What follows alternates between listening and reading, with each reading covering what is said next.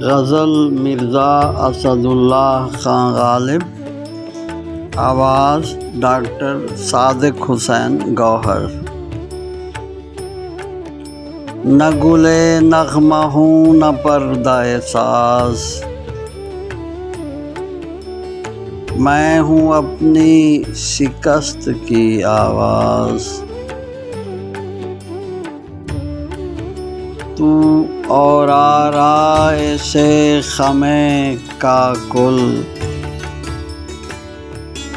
میں اور اندیشہ ہائے دور دراز۔ لاف تمکین فریب سادہ دلی، ہم ہیں اور راز ہائے سینہ گداز۔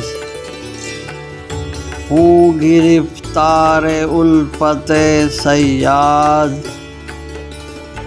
ورنہ باقی ہے طاقت پرواز۔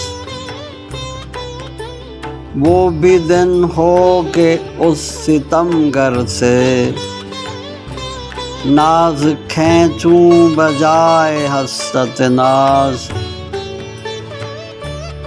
نہیں دل میں میرے وہ قطرہ خون، جس سے مژگاں ہوئی نہ ہو گلباز۔ اے تیرا غمزہ یک قلم انگیز، اے تیرا ظلم سر بسر انداز۔ تو ہوا جلوہ گر مبارک ہو، ریزش سجدہ جبین نیاز۔